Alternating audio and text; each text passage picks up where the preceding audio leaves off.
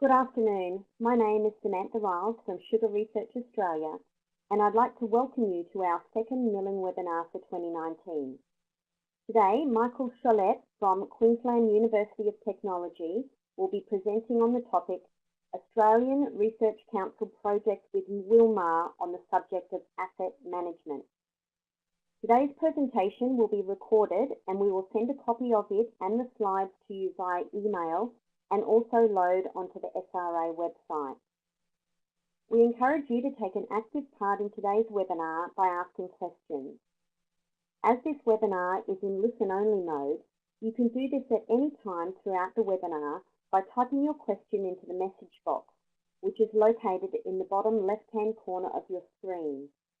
Michael will be able to answer your questions at the end of his presentation. If you have any technical issues, the team at Redback will be able to assist. Please type any technical issues you may be having into the message box on the bottom left of your screen, and someone will reply to you privately. Or alternatively, please dial 1-800-733-416. And if you experience any issues in hearing the sound coming from your computer, please feel free to listen to the webinar through your telephone. To do this, simply dial the toll-free 1-800 number provided in the message box, and when prompted, enter the passcode provided. I'd now like to hand over to your presenter for today, Michael Cholette. Great, thank you, Samantha, for the introduction, and hopefully everybody can hear me on the line pretty well. My first experience with the format, but we'll see how we go. So I'm just here today. Thanks for the opportunity to talk. Thanks for calling in. Today we're going to talk a little bit about our project with Wilmar Sugar in asset management and some of the outcomes of our research and some of the things that we've done over the past couple of years. So just before we get started, I would like to try to answer the question of who is this guy talking to you. So my name is Mike. My background is in mechanical engineering mostly. I do work in asset management and a little bit in control sometimes. Done a lot of work in the asset management space here in Australia and back in the US with semiconductor manufacturing, energy generation and transmission, and of course sugar, and more recently in rail and with some Queensland small medium enterprises. I should have my contact details, and the contact details aren't here, but I'd be happy to have a chat offline with anybody about this project or regarding any questions that you might have but maybe didn't get the chance to ask. Okay, so I'll try to talk for not too long, try to keep it between 30 minutes and 35 minutes, and give a bit of an overview about our project, what we achieved, and a little bit about the approach that we think is quite robust, and then I'll take your questions at the end. Okay, so the overall project objectives, we started on this journey some time ago, and we set out with an ARC application for a project entitled Condition-Based Maintenance Optimization for Australian Sugar Industry. So start out by improving asset management or seeking to find ways with which we could improve asset management in sugar. Our three main objectives were to produce an evidence-based heat map, which is supposed to guide the distribution of capital funding across the enterprise, both within the factories but between factories as well. The second objective was to suggest improvements for data collection and develop methodologies and algorithms that enable some continuous update of this heat map. So where could capital investment do the most benefit, and suggesting improvements for where we could collect data to improve those decisions in the future. A third objective was to develop and validate a decision support system, which is able to optimize and continuously update the capital investment plan. a nature of a decision support system means that you don't get one optimum.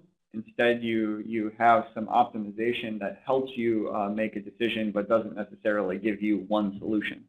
Okay? And we'll talk a little bit more about what that means as we go on in the presentation.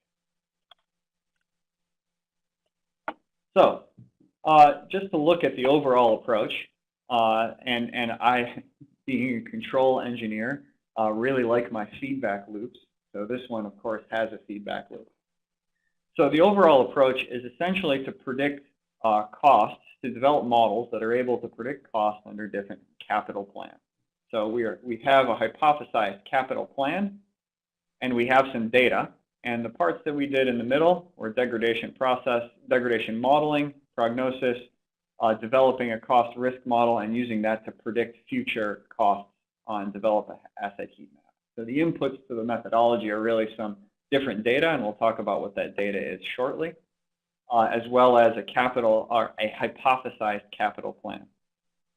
Using the degradation model, we're able to predict the future condition based on the degradation and the capital plan, which then feeds into a cost model, which tells us how much these assets are going to cost us in terms of actual dollar costs and risk costs in the future.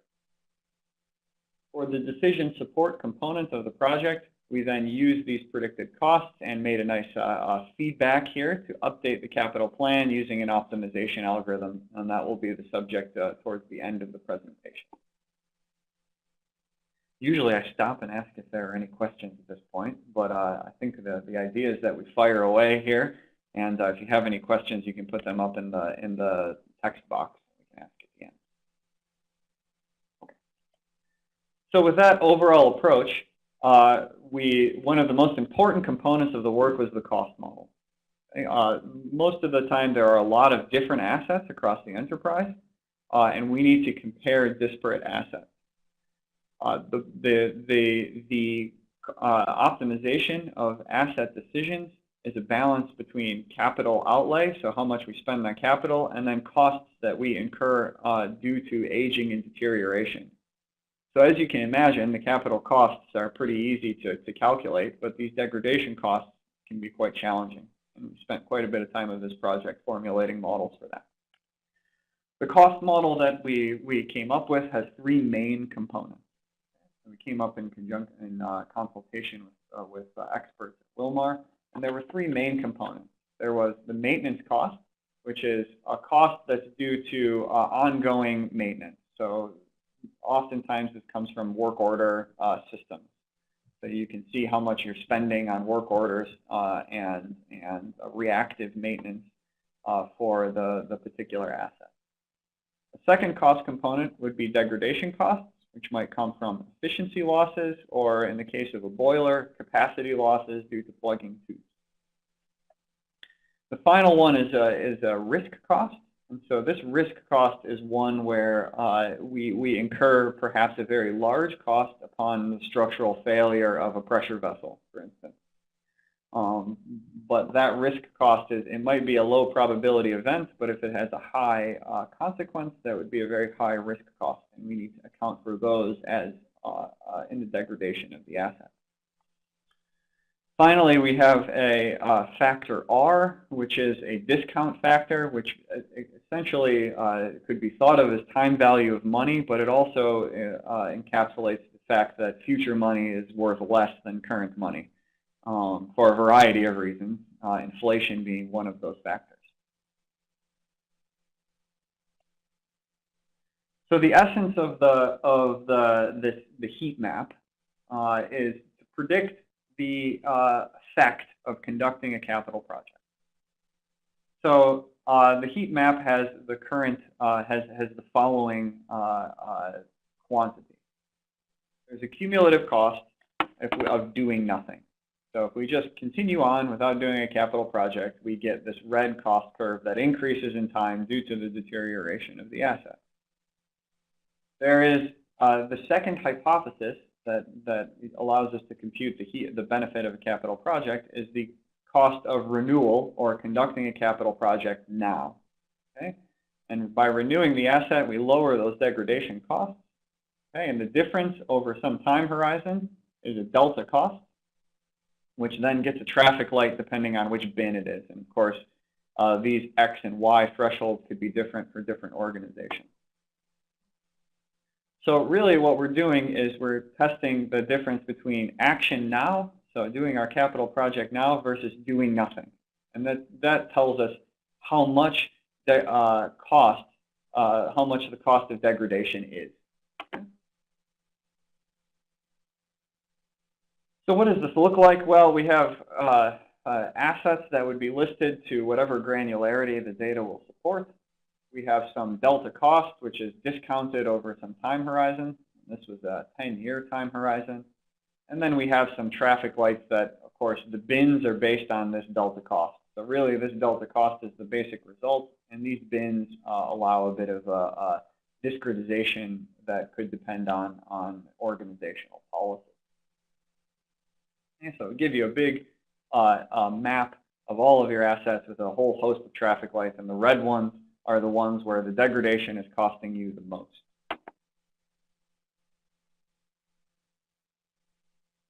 So having a look at the overall methodology, we can see that we've seen where the cost risk model, we've seen what the asset heat map looks like. The question is, how do we get there? And so I'll spend much of the rest of the presentation describing how we got there, and the main component that's difficult to get to this heat map is constructing these degradation models. Okay? And the degradation models that we settled on were essentially mapped to each of the cost components. There was the work order model, okay, and the work order model would describe reactive maintenance. There was this physical model, which might describe thickness losses of particular pressure vessels. And there was, that would lead into degradation costs mostly. And there was a so-called expert model, which is things for which the work order model may not be informative, and there aren't particular condition monitoring measurements, but rather there was expert assessment via visual inspection by maintenance staff that we wanted to formalize and make predictive. And as I stated, as I hinted at, this is really the key challenge that was addressed in this project, is building these degradation models from the beginning. A lot of the remainder is important, but these degradation models and making them so that they're validated and predictive is a key challenge.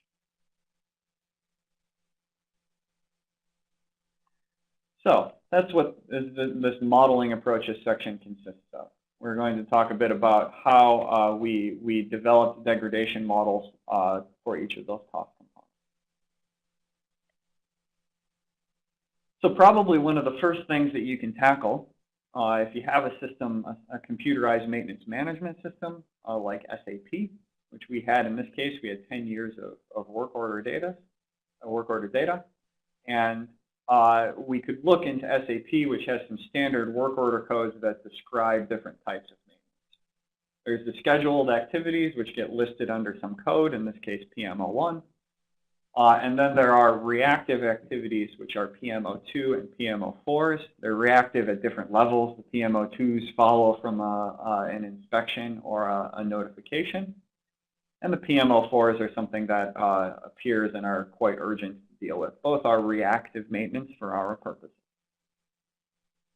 The work orders in our case also consisted of, Wilmar kept very detailed costs in terms of labor, parts, and et cetera for each work order that was conducted, which is quite helpful, especially when you're trying to establish the likely cost consequence of each individual work order.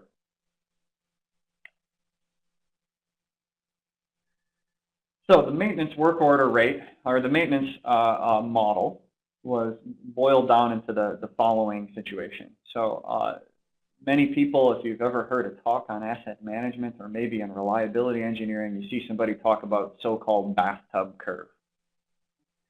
And the bathtub curve is where you have maybe a high failure rate at the beginning. Maybe this could also be part of the start of the season. You might get some start of a crushing season where you get a bit of a high work order rate when you start up everything. And then eventually it settles down into an average work order rate in time, flat one. And then maybe as you get to the end of life of an asset, you start to see an increase in the amount of work that you have to do to maintain acceptable performance. We call that the asset wear-out stage. And this isn't much of a bathtub. There's only a little bit at the beginning here, that's the mortality part. So we looked at two possible trends in the reactive maintenance rate. The first is a hypothesis H0, we called H0 for shorthand, which is a reactive maintenance rate which is constant in time. And that would put the asset in this green useful life stage where we ignore this initial stage of possibly higher maintenance rate. And if H0 is true, we're in the useful life stage. On the other hand, if H1 is true, then the reactive maintenance rate is increasing, and that means that we need more resources to ensure normal operation, okay, which means that we would receive some benefit from replacing the asset with a new one, which would take us back to this useful life stage. So I tried to keep the mathematical details fairly high level, because it's not necessarily important what the detailed algorithms are. That's what we're for. But it's important to know what you can get out of it. And so if we have a number of work order rates in time, we have our two hypotheses boil down to two different types of models. One is a constant work order rate, which we label HPP for shorthand. So it stands for homogeneous Poisson process, which means flat work order rate, constant work order rate. Okay. We also tested this against an increasing work order rate, which was an NHPP, which is non-homogeneous Poisson process. Okay, and so the main thing to know between these two is that the HPP has one parameter, the NHPP has two parameters. So we can select whether or not that second parameter is necessary using something called the Bayesian information criterion. So what we do is we fit an HPP model, which gives us some probability of that model or likelihood. We fit an NHPP model, which gives us, again, another likelihood, and we test to see if the increase in the likelihood is statistically significant. Okay? So that allows us to formally and algorithmically determine whether or not we're in a constant failure rate period. If it's constant failure rate, then HPP will be selected, and that means we're in the useful life stage. If it's increasing, the NHPP will be selected, and that will lead to a wear-out stage, or implies a wear-out stage.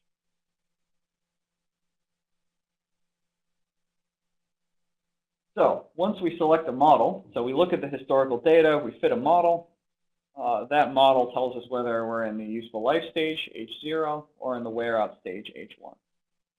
And so we had to make some important choices here about when to do the analysis that seem small, but they're actually quite affect the analysis quite a bit.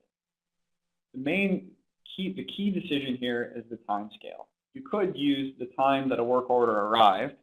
However, that leads to since there's some uncertainty on when the failure actually happens and when the work order gets entered into the system, that could create some potential issues.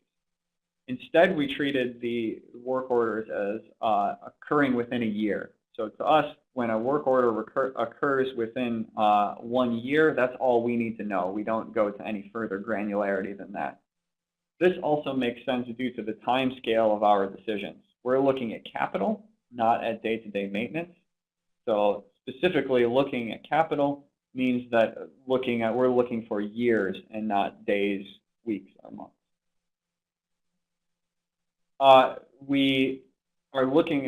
So we only use as basic data the number of corrective maintenance actions in a year. As I said, that was the PM02s and 04s from the SAP database. And we make the assumption that work orders only restore the asset to working condition. They don't improve the age. They don't renew the asset at all. And a capital project is treated as an asset renewal, that the asset is nearly as good as new after the capital project. We are also able to develop some confidence intervals to provide not just a prediction on the average number of work orders, but also the plus or minus 95th percentile of the work orders to give a decision maker a bit of confidence in the decision. So these are two assets where two different hypotheses were selected. You can see this first asset as a flat work order rate. Okay, and the blue is the historical data. The red line is the model fitting, and the red bars are the prediction. Okay? So you can see when the work order rate is flat, you're predicting the average for the future. However, when the work order rate is increasing, as we see in this example, we see the predictions go follow the trend. And importantly, if I replace this asset at, we'll say, this year, I would go back to a new asset and could save a significant amount of money. But for this one, for this top asset, for the flat work order rate, it doesn't matter if I renew the asset at this point, because I'll go back to this point and still have the same work order rate. So if the work order rate is flat, work orders aren't necessarily or are not helpful in deciding on a capital project, motivating a capital project. That will be very important for motivating some of our later modeling choices. Okay, so with this maintenance rate prediction model in hand, that one's a nice one. The advantage of that one is you can do it for all of the assets. However, a lot of the work order rates tended to be quite flat, either because the assets were fairly new, or work orders were not the main thing that motivated a capital replacement. So for some selected assets where we had more detailed information, particularly with heat exchangers and pressure vessels, pans, then we could use some physical degradation prediction models and get some more, use one of those other cost components, the degradation cost or the risk cost, in conjunction with the physical model.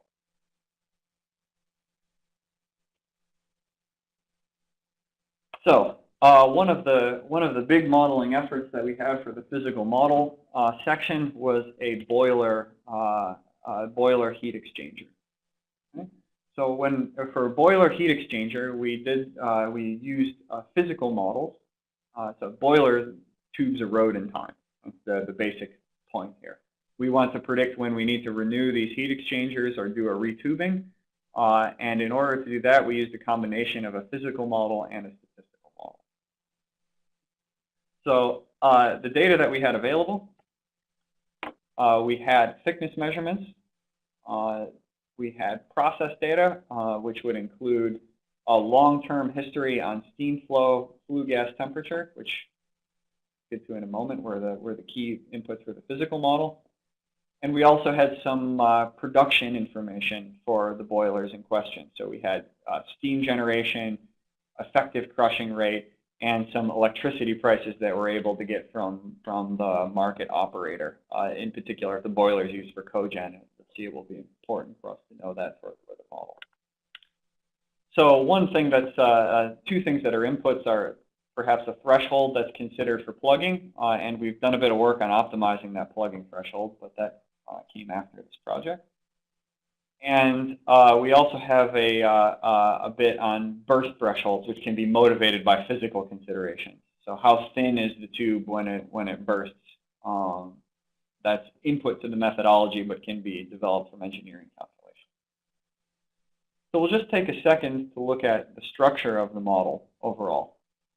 So we have a physical model, which was taken from literature, actually some literature on a previous ASSCT paper, which through the use of some boiler codes, we were able to boil down to steam flow, flue gas temperature, and operating hours.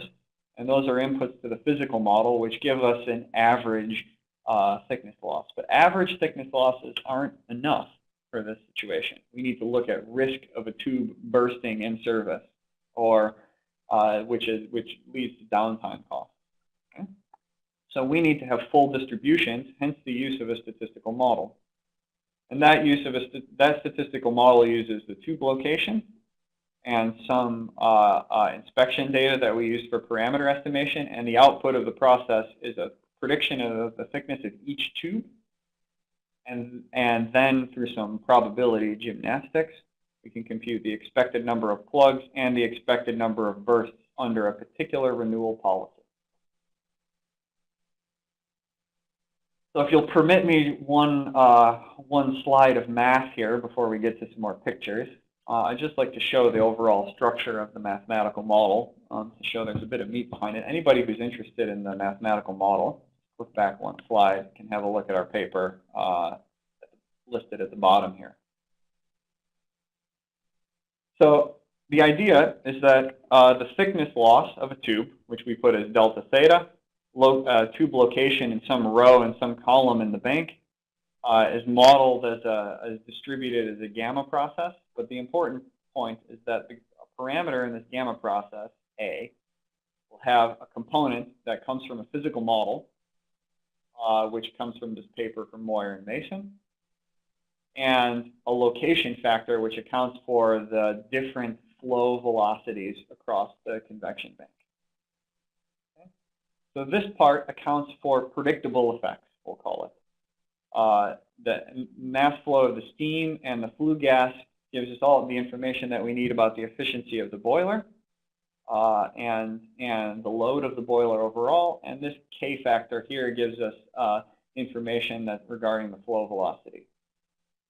Finally, it passes through this statistical model that has a variance parameter that accounts for uncertain effects, such as different ash content of the fuel.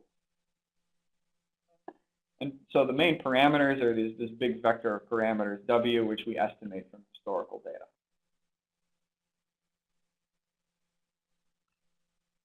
So this comes directly out of the paper that I was just talking about, but we have different tube locations. And you can see the result of this is the predictions are fairly good for most of the tubes. The red asterisks denote historical measurements.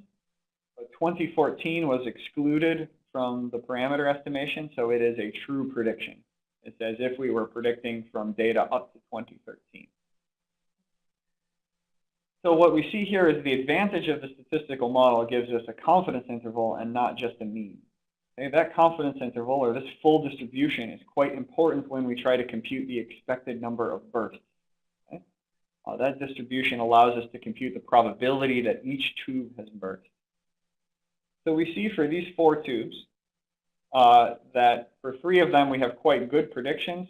For this bottom left tube, we have, it looks like a poor prediction, but it basically gets the first year wrong and the rate is mostly correct. And so this prediction starts from, or this fit starts from 2003 and only uses process data. It does not update. So it gets this first year wrong, but the rest of the rate is quite correct.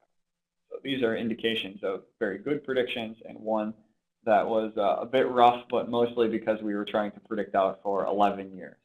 The predictions are pretty high quality. This was further emphasized when so there's a big step in between here, but we can use each of those distributions of the thickness of tubes to compute the number of plugged tubes. So they've either burst or they have been plugged due to an inspection. And we can see that for the most part, and again, 2014 is a pure prediction. It was not used in the parameter estimation. So we can see that 1 year is roughly wrong again. So there were a few extra tubes that were plugged in the historical data. But we see that the important part, which is the later part of the boiler, we're getting quite right. I say it's important because this is the part that really matters for renewal. Getting this trend right is really very important, and the model gets that right.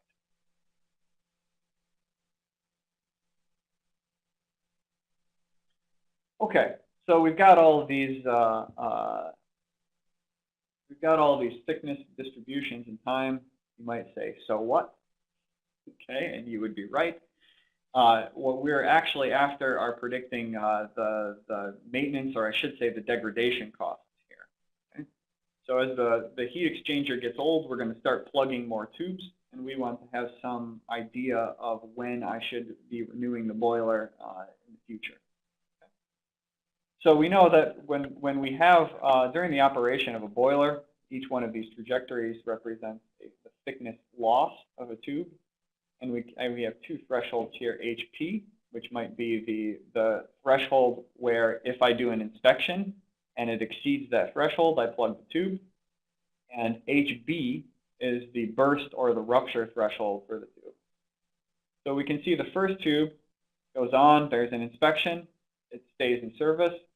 There's another inspection, it stays in service, and you can see it crosses the plugging threshold, but we didn't have an inspection at this time, so it keeps going until it fails.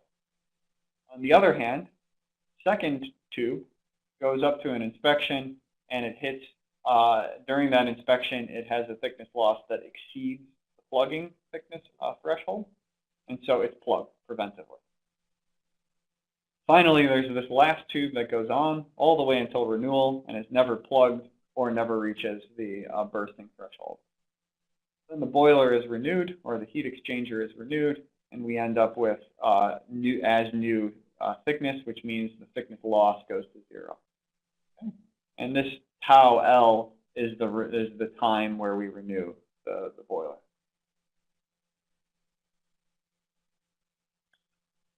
So these costs all went into a fairly detailed cost model that were the degradation costs. You'll recognize this degradation cost from before. This is the degradation cost for the boiler. And so this boiler heat exchanger really has a degradation cost and maybe some work order costs, but the degradation costs are dominant. So we have 3 components. The first is a loss cost, and this is a cost of lost capacity. This capacity, by plugging tubes, we assumed a linear loss of capacity with the number of tubes plugged. So you can see that if I have 10% of the tubes plugged, I lose 10% of the capacity. And this loss cost could either be lost production if there's no excess capacity, or more likely it's lost cogen because you're using the same steam to run the factory from that boiler, but you lose cogen profit. Secondly is when we have a burst, we have a different cost component, because when there's a burst, the boiler goes down to plug the tubes reactively. So this is, we multiply the downtime cost, so however much cost you have for losing the boiler capacity, all of the boiler's capacity, and then that goes down for a certain amount of time. And we multiply that times the number of bursts in that season. So T is our season indicator. Finally, there's a very small component, but a component nonetheless. There's a cost of plugging a tube. Usually quite a small component.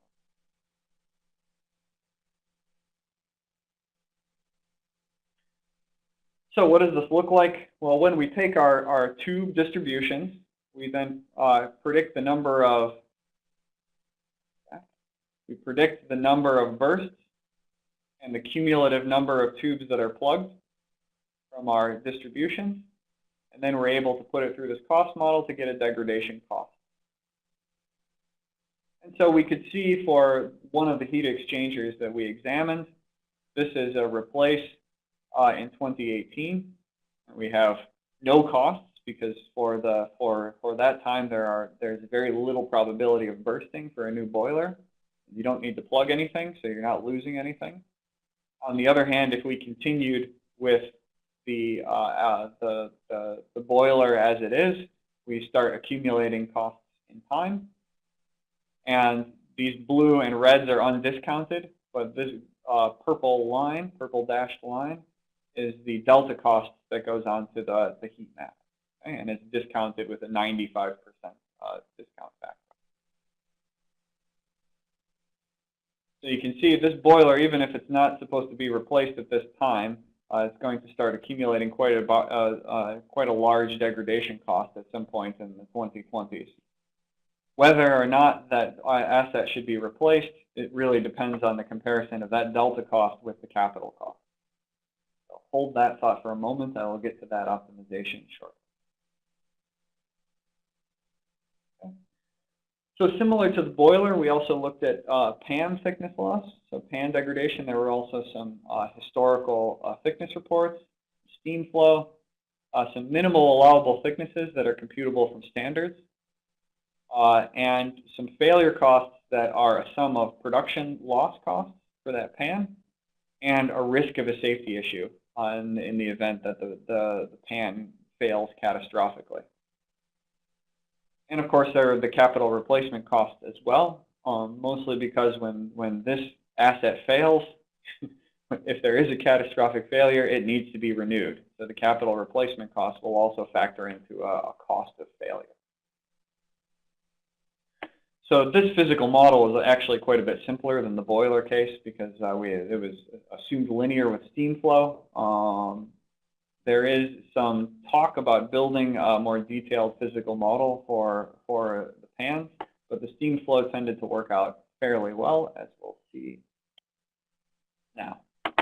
Okay, so we used a similar gamma process model, and this is one component of the pan, thickness measurements for one component of the pan, and these are the 95% confidence intervals. Okay, this gives us, just like in the case of a tube, boiler tube, this gives us a full distribution information at any particular moment in time, so we can compute the probability of a catastrophic collapse at some time in the future. So we use these thickness projections for each component, and the reliability structure of the pan. This is not the physical structure, but the reliability structure of the pan. And by using the thickness degradation and the reliability structure, we're able to compute an expected number of failures. And from that, we can compute a cost as the cost of maintenance plus the cost of failure times these expected number of failures. So that whole gamma process model with the reliability structure gives us this expected number of failures. And we can see that we're able to compute the expected number of failures under do nothing and on renewal in 2018. Okay, and if we also have the work orders, so and the risk failure costs, which are these expected numbers times some failure cost, and we sum up the risk failure cost and the work order maintenance cost to get a total delta cost, and we can color that according to our traffic light definitions from before. So we can see that this asset will go some schedule. It will go into the red. It will be red in the heat map if the heat map goes up to 2028. Okay, but before 2026, the asset is only in caution.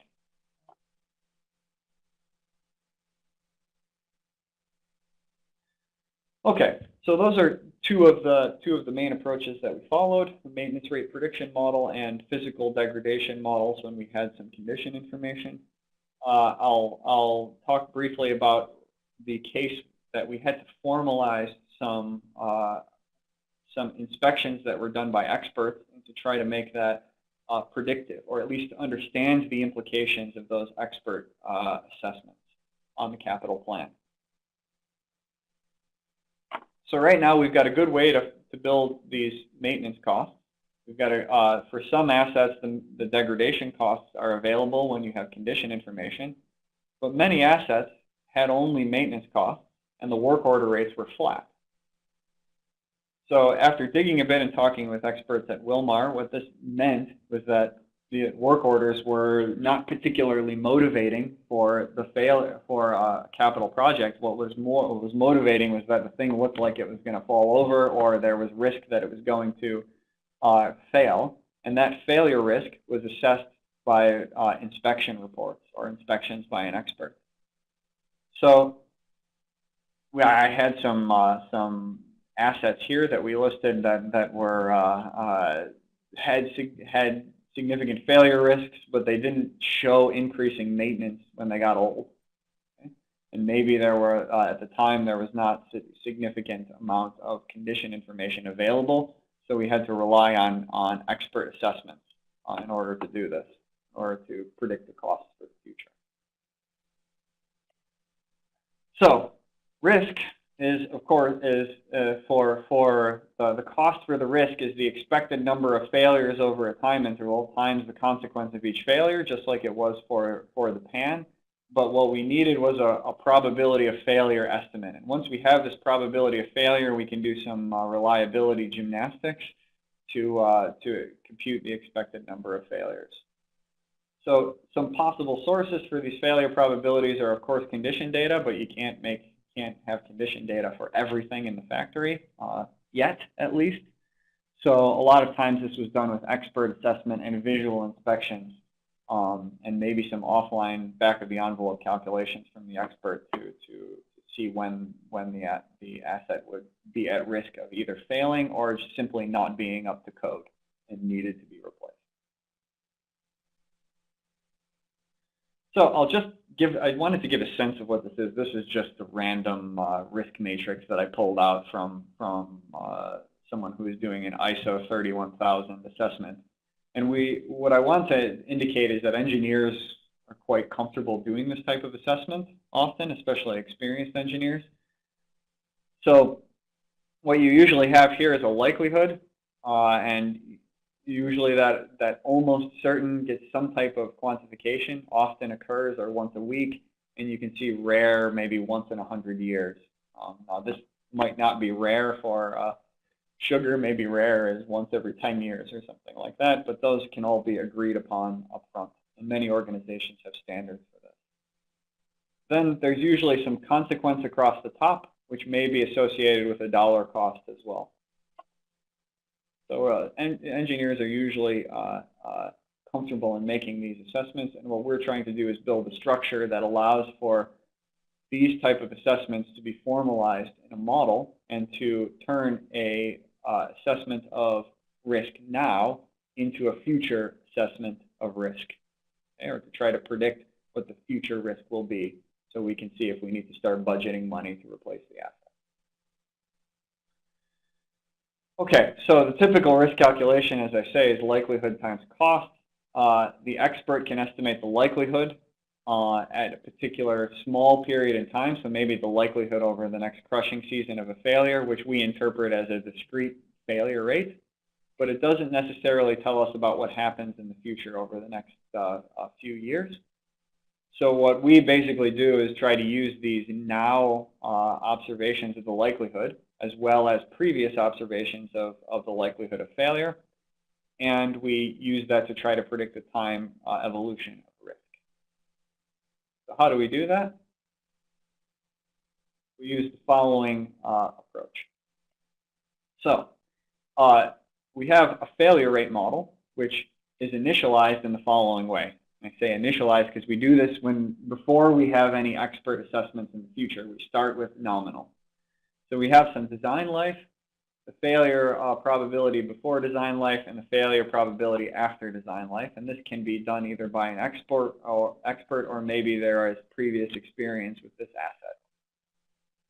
That goes into a failure rate. That goes into some computations that yield a failure rate model, which gives us a failure rate prediction for the future. And I simplify some of the hard work of some of our researchers here into reliability calculations, which yields an expected number of failures that feeds into a cost model, which is simply multiplication by the cost of a failure, which gives us a risk cost prediction in the future. Of course, the utility in this model is that we can take a periodic inspection, which will estimate the failure probability and allow us to update this failure model. That's the idea. We did not do that yet in this project because it was only over a couple of years. We initialized the models, and we have a framework for being able to update these failure rate models once some inspections are formalized.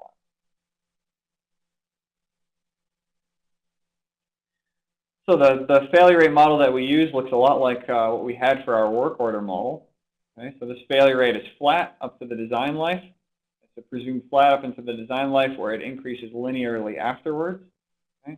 And we start by assuming a Rayleigh distribution or a linear increase in the failure rate, but that can be generalized if the inspection information points to a different beta. Okay? So this is just our initialization of the expert model, which starts with knowing design life, probability before design life. A failure before design life gives us the height of this, and a probability of failure after design life gives us the slope. Okay, so what kind of information did we collect for this? Well, we had a couple of sessions with some experts at Wilmar where we looked at design life, current age of the asset, and as we say, we get the failure probabilities before and after, and we looked at the production consequences of failure, which definitely requires some expert interpretation. Importantly, some capital projects only replace a percentage of the asset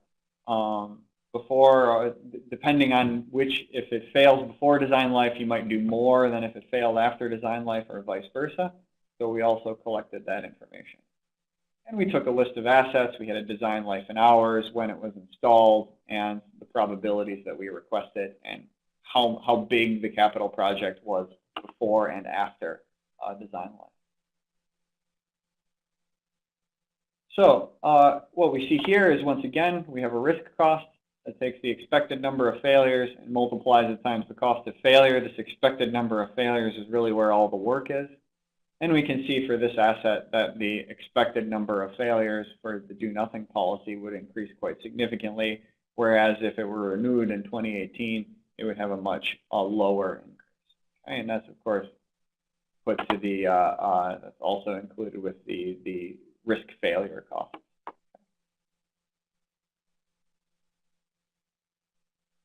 Okay, so finally, I'm running a little bit over, so that's good that I'm at the end point here. Just want to talk about how we do optimization using these.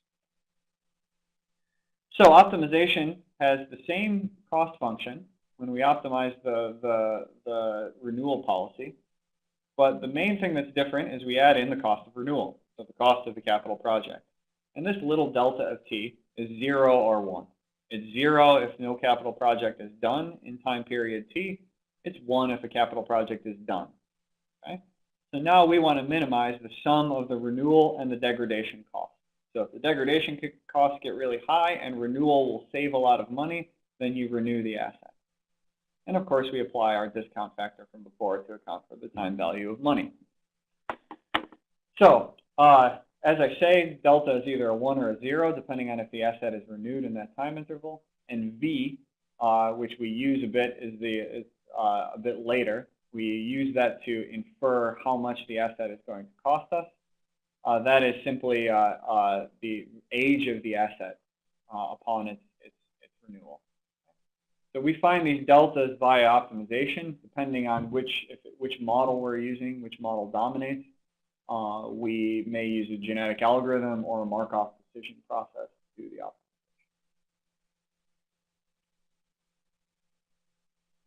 So for a particular boiler heat exchanger, we had a 75-year horizon for that heat exchanger. It could be longer or shorter, depending on organizational policy, with a discount of 95%. And what we can see here is that our model, since it's partially physical, allows for the future boiler load to change. So we increase or decrease the future boiler load, and we see that the optimized number of replacements change. So what happens is of course, if you run the boiler harder, the optimization picks out more replacements, okay? Because you're running the boiler with a higher load, and so the tubes wear out faster. Our model picks that up and increases the number of replacements. Another way of showing this is through a plot, and again, these are in our paper regarding this topic. There's under different boiler loads, we have different replacement intervals. You can see with 50%, with those 3 replacements are spaced out quite far, whereas 125%, we have a pretty significant, a much shorter interval. Okay?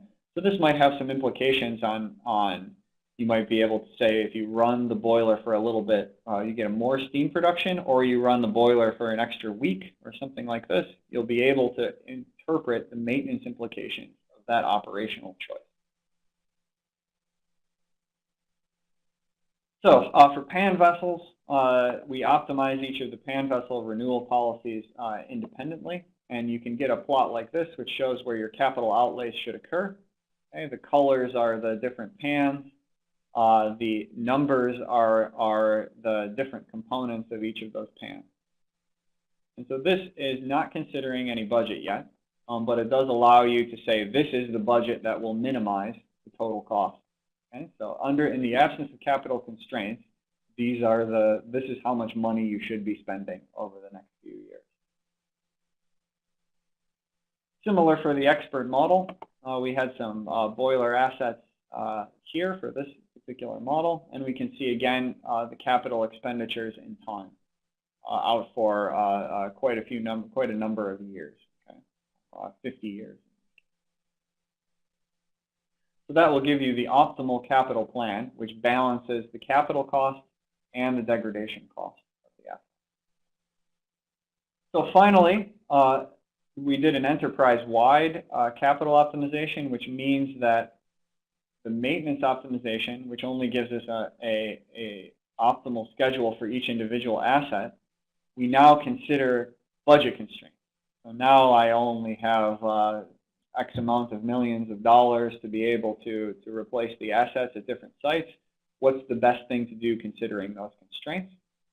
And we developed a model that starts from those individual optimals and perturbs the solution to produce a near optimal total cost while respecting budget constraints. So we tested it since we didn't have detailed budget information beyond a few years. We say that we tested on a situation where the budget was known to 10 years perfectly, and after 10 years the budget was defaulting to a large value that mostly because we didn't know it.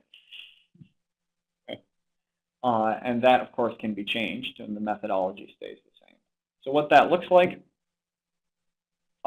we have the original capital cost, which is based on a single asset optima. We have the adjusted capital cost, which is in the blue. And you can see what our methodology does is it takes this bar here that has a number of capital projects, and it pushes them to the left and to the right, so a little bit later, a little bit earlier, to respect the capital constraint on the red line, which indicates the budget limit.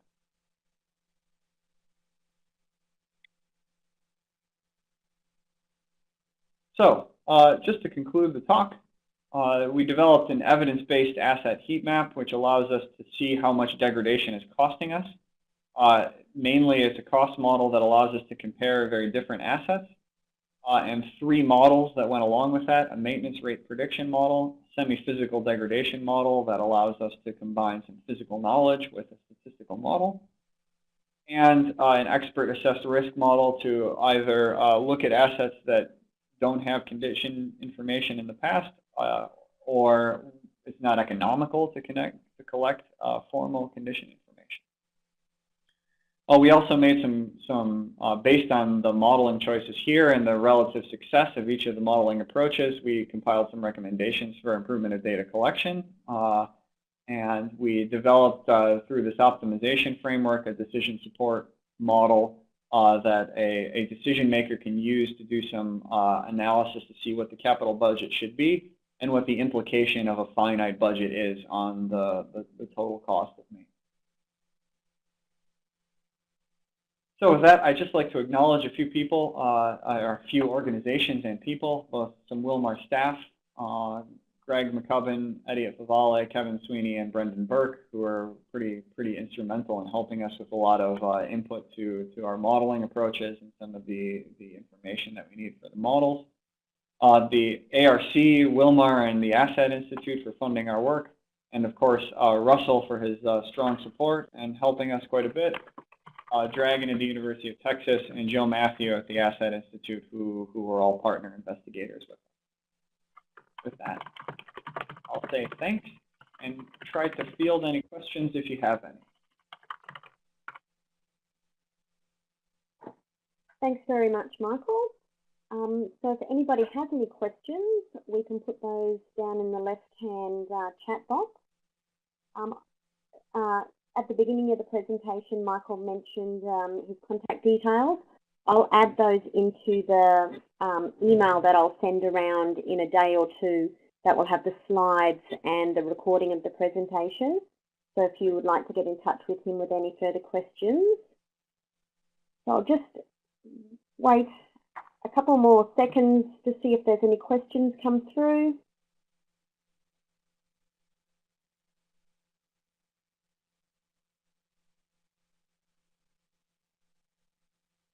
I'd like to thank you all for attending our second SRA QUT milling webinar. We hope that you found it of value and are keen to get feedback from you. You will see a feedback survey on the screen that we'd like you to complete. It will only take a few minutes of your time, and it will allow us to improve our webinars in the future. Our next milling webinar will be held on the 8th of May and will be presented by David Moeller from QUT, who will speak about integrated, standardised, competency-based training for sugar milling operations. Please go to the SRA webpage to see our other upcoming webinar topics. Thank you all for attending today.